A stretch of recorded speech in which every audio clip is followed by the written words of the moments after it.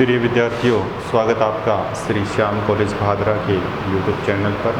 देखिए, हम बात कर रहे हैं बीए थर्ड ईयर और इसके अंतर्गत हम बात कर रहे थे जो भारत के भूगोल से संबंधित प्रश्न पत्र हैं उसकी। और इसके अंतर्गत हमारा जो टॉपिक था वो था भारत से संबंधित अपवाह तंत्र। हमने स्टार्टिंग में देखा था कि भारत के अपवाह तंत्र में दो प्रकार स्पष्ट होती हैं। एक तो है हिमालय और दूसरा है प्रायद्वीपीय अपवाह तंत्र। पहला हिमालयी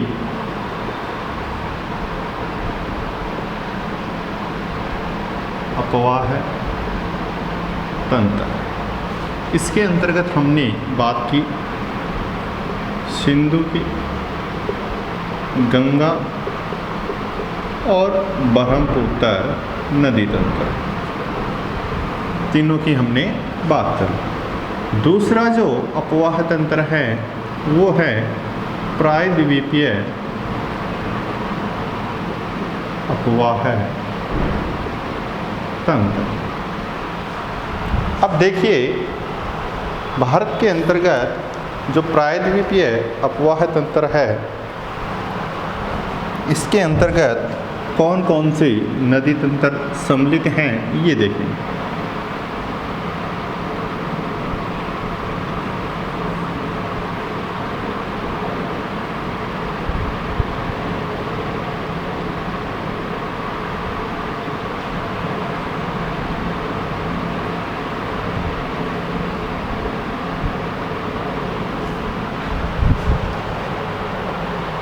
ऊपर के क्षेत्र में हम बात करें, ये हो गया हिमालय, ऊंचा क्षेत्र है, ये एक अपवाह तंत्र हो गया। नीचे के क्षेत्र में प्रायद्वीपीय पठारी क्षेत्र हैं तो प्रायद्वीपीय अपवाह तंत्र कहा गया है।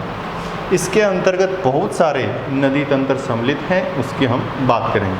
देखिए, जो हिमालय हैं, एक तो ये उपवाह तंत्र है और एक प्रायद्वीपीय अपवाह तंत्र है। हिमालय अपवाह तंत्र नवीन अपवाह तंत्र है। नवीन का मतलब ये नहीं कि कल ही बना है, मतलब जब इसकी उत्पत्ति हुई थी तो सबसे पहले प्रायद्वीपीय पठार की उत्पत्ति मानी जाती है। तो हम ये कहेंगे कि प्रायद्वीपीय अपवाह तंत्र है वो पुराना है, किसकी अपेक्षा? हिमालयी अपवाह तंत्र की अपेक्षा। और इसके अंतर्गत कौन कौन सी नदियां हैं, कहाँ पर व्यवस्थित है, ये क्रम देखेंगे हम। स्टार्टिंग में हमने देखा था वही क्रम अब भी देखेंगे, उसी क्रम की हम बात करेंगे।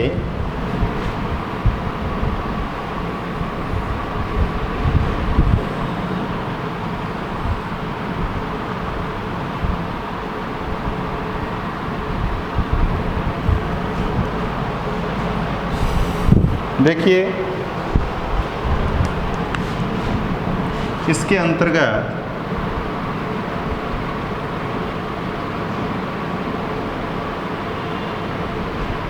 एक नदी क्रम ये है,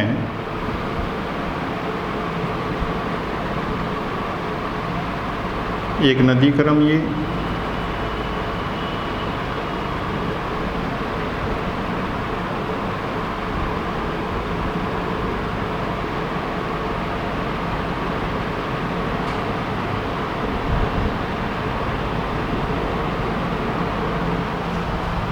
इस प्रकार से कुछ संरचनाएं आपको दिखाई दे रही हैं ब्लू डॉट्स में। अब देखिए, ये जो नदी हैं ये महानदी हैं। कौन सी नदी हैं? महानदी। और फिर हम बात करेंगे आगे, ये जो नदी हैं ये हैं गोदावरी, नीचे कृष्णा और ये कावेरी। अब ये दो नदियाँ इस साइड में आ रही हैं, तो ये ऊपर जो नदी हैं वो नर्मदा और नीचे ताप्ती नदी। ये क्षेत्र है, ये किसका क्षेत्र है? बंगाल की खाड़ी का क्षेत्र, और ये क्षेत्र अरब सागर का क्षेत्र है। अब इसके अंतर्गत आपको एक चीज़ नज़र आ रही होगी कि यहाँ मैंने डैश डैश कर एक त्रिभुजाकार संरचना बनाई है, लेकिन इस क्षेत्र में कोई त्रिभुज संरचना नहीं है। तो आप देखिए, ये जो पूर्वी साइड है, पूर्व में जो नदियाँ गिर रही हैं और पश्चिम में जो नदियाँ गिर रही हैं प्रायद्वीपीय प्रवाह तंत्र के अंतर्गत, इनमें अंतर ये है कि पूर्व में गिरने वाली नदियाँ किसका निर्माण करती हैं? डेल्टा का निर्माण करती हैं। पश्चिम में गिरने वाली नदियाँ जवार नदमुख का निर्माण करती हैं। अब ये जवार नदमुख का निर्माण क्यों करती है? देखिए, डेल्टा तो क्या होता है कि लास्ट में जब नदी सागर में विलीन होती हैं तो त्रिभुजाकार निक्षेपित पदार्थ जमा हो जाते हैं, जिसको क्या कहते हैं? डेल्टा कहते हैं। लेकिन अगर कोई उच्च भूभाग होगा, मान लीजिए ये एक ऊंचा क्षेत्र है और यहाँ पर अरब सागर है, ये चीज़ क्या है?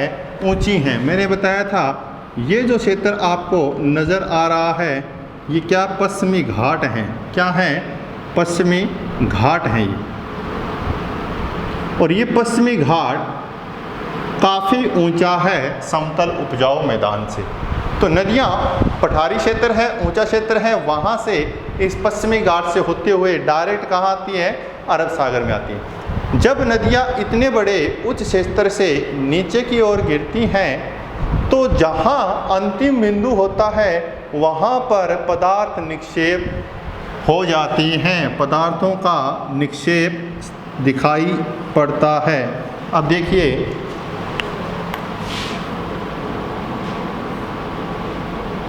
यहाँ ये क्षेत्र क्या है? अरब सागर का है। ठीक है जी। ये नदी आ रही है और ये नदी यहाँ गिरेगी। ठीक है। अब ये नदी गिर रही है तो यहाँ पर क्या हो जाता है? निक्षेप जमा हो जाता है, जिससे क्या बनता है?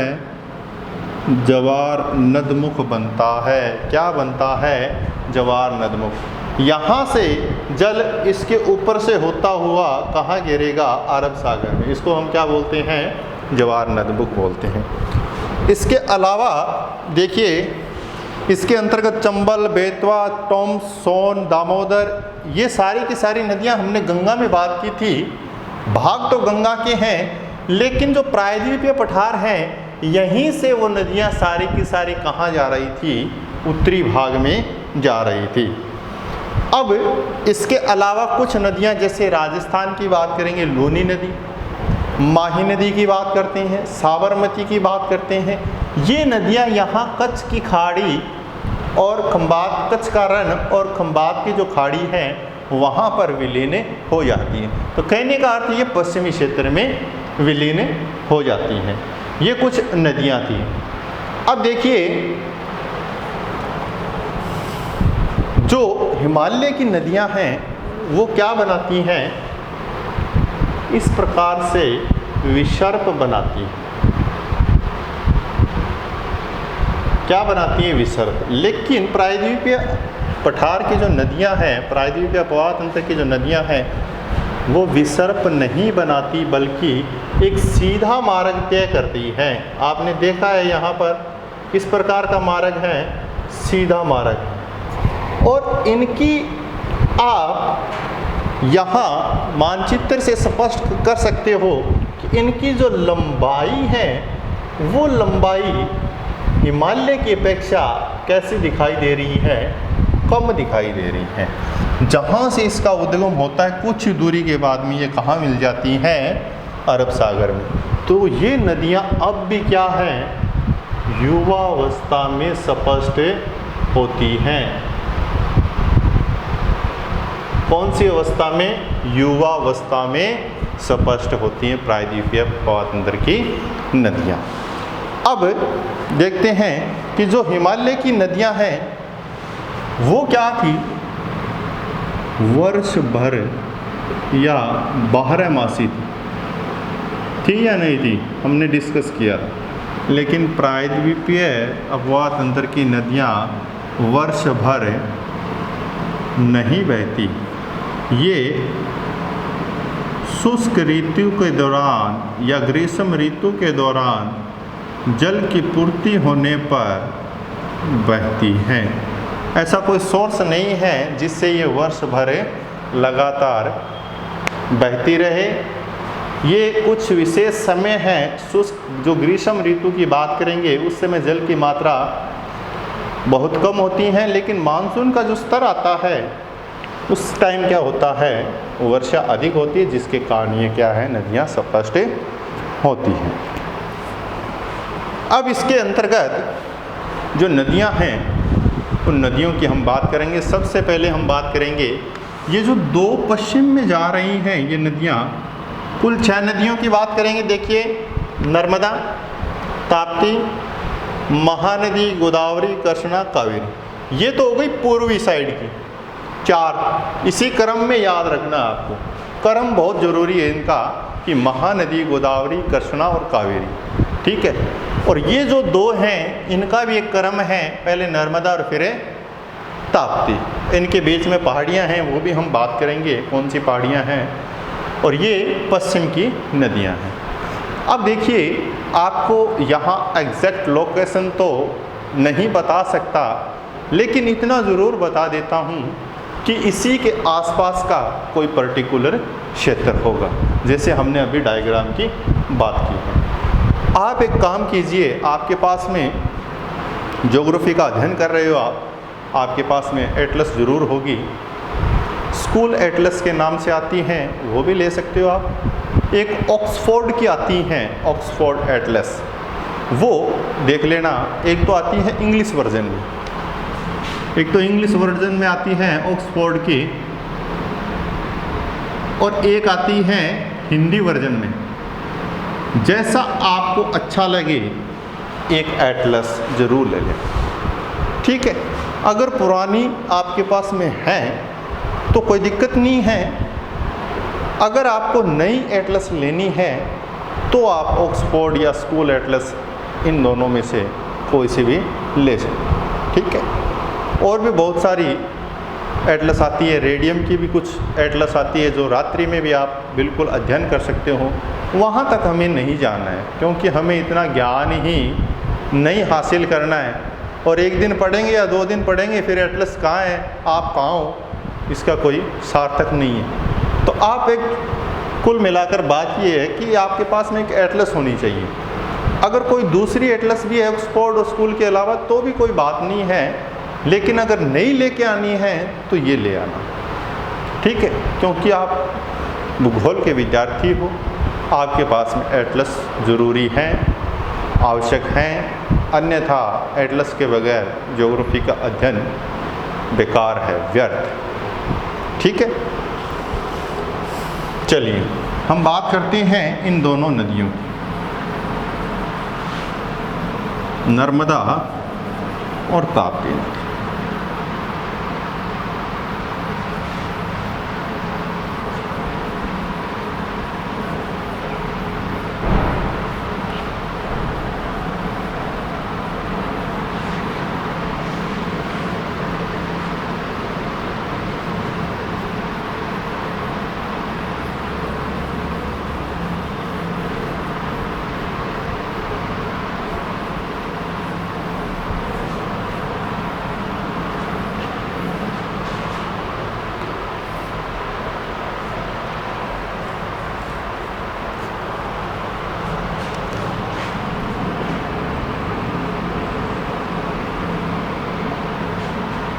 यहाँ पर मध्य प्रदेश की हम बात करते हैं। यहाँ पर एक पहाड़ी क्षेत्र है मध्य प्रदेश में, वो पहाड़ी है अमरकंटक पहाड़ी। याद होगा आपको, जब हम प्रायद्वीपीय पठार पढ़ रहे थे उस समय अमरकंटक पहाड़ी की हमने बात की थी, और अमरकंटक पहाड़ी की जो ऊंचाई है उस ऊंचाई से संबंधित भी हमने बात की थी कि इसकी ऊंचाई कितनी पाई जाती हैं और किस क्षेत्र में ये स्पष्ट होती हैं। अमरकंटक पहाड़ी की ऊंचाई की बात की थी, 1037 मीटर की बात की थी हमने। वही अमरकंटक पहाड़ी है, यहीं से कौन सी नदी, नर्मदा नदी का उद्गम माना जाता है। और ये दो पहाड़ी क्षेत्र हैं यहाँ पर। एक तो पहाड़ी क्षेत्र है ये ऊपर की ओर, और एक नीचे की ओर पहाड़ी क्षेत्र है। ये जो पहाड़ी क्षेत्र है ये है विंध्याचल पर्वत श्रेणी, और नीचे जो है ये है सतपुड़ा पर्वत श्रेणी। तो विंध्याचल और सतपुड़ा पर्वत श्रेणी के मध्य भ्रंश घाटी के रूप में बहती हैं।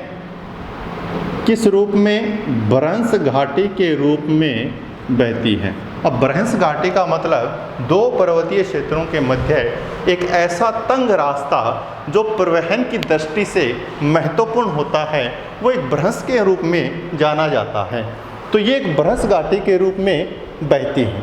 फिर ये क्या करती हैं? मध्य प्रदेश से ये महाराष्ट्र के क्षेत्र में जाती हैं, और महाराष्ट्र से फिर गुजरात के क्षेत्र में आती हैं। गुजरात का क्षेत्र आता है, फिर लास्ट में महाराष्ट्र का क्षेत्र आता है। तो मध्य प्रदेश,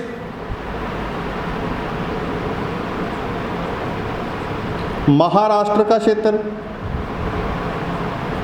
गुजरात का क्षेत्र, ये कुल कितने राज्यों से होकर बहती हैं? कुल 3 राज्यों से होकर बहती हैं। सबसे ज़्यादा ये मध्य प्रदेश से होकर बहती हैं। लगभग 87% कहाँ पर इसकी लंबाई पाई जाती है? मध्य प्रदेश में।